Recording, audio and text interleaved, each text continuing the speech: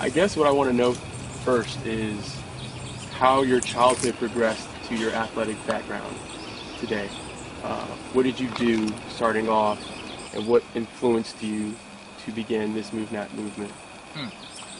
I think to begin with, I'm just like any other human being.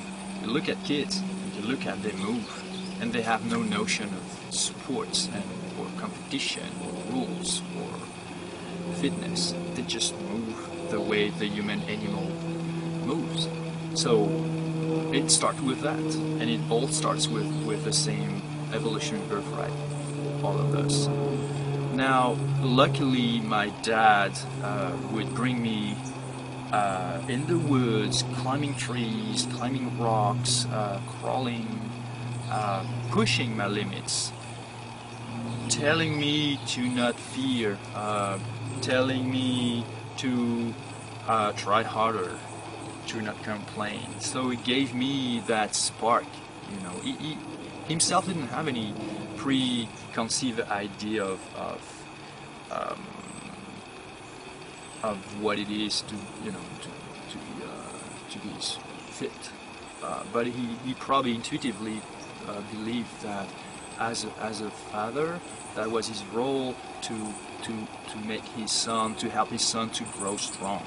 So he gave me that spark, and so my childhood plays were all in the woods always, and I would kind of compete against myself in the sense like trying to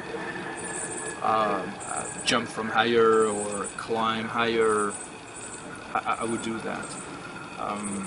However, my experience with team sports at school, I didn't like it.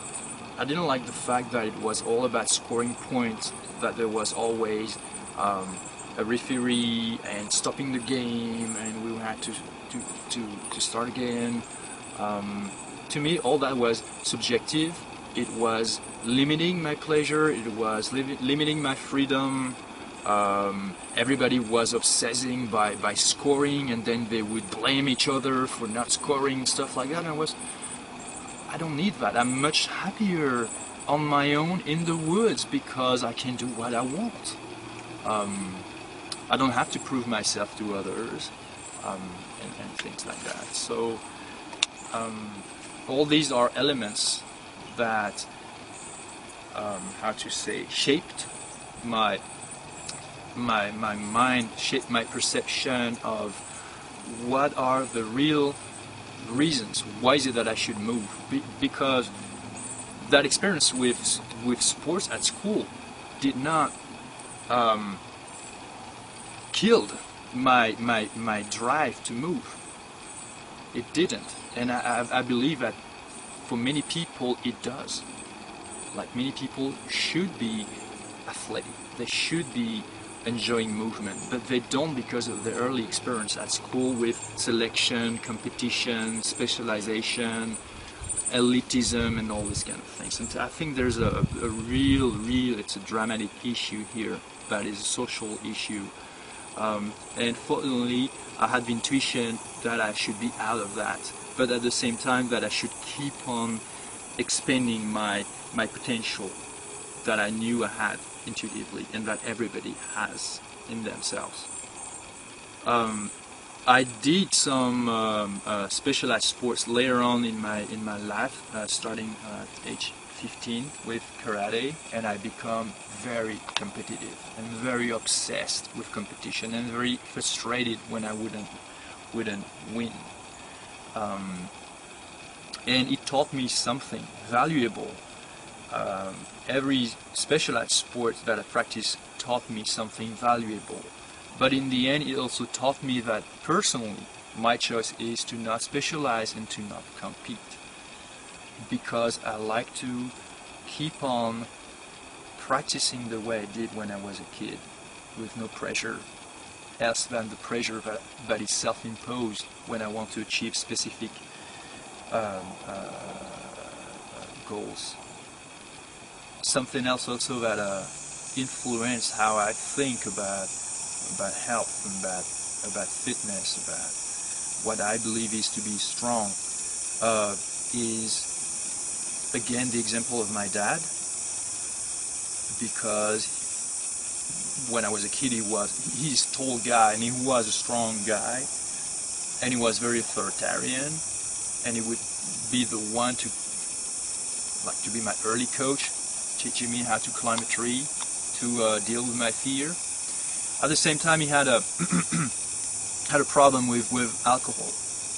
So I would see my strong dad coming back home, becoming a weak dad, very dumb and super kind, but also I was disturbed because the same man would become completely different.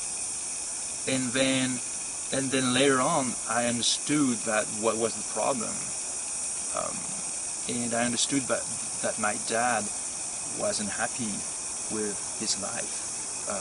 That he was not following a healthy lifestyle with a very poor diet, and in fact at some point no exercise anymore except from just long walks.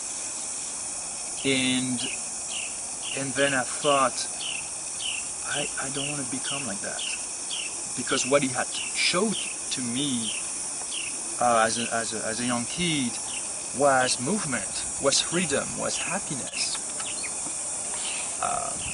and I wanted to stick to that. And so I started to think long term. I started to think, which person do I want to be when I'm in my 30s, in my 40s, in my 50s?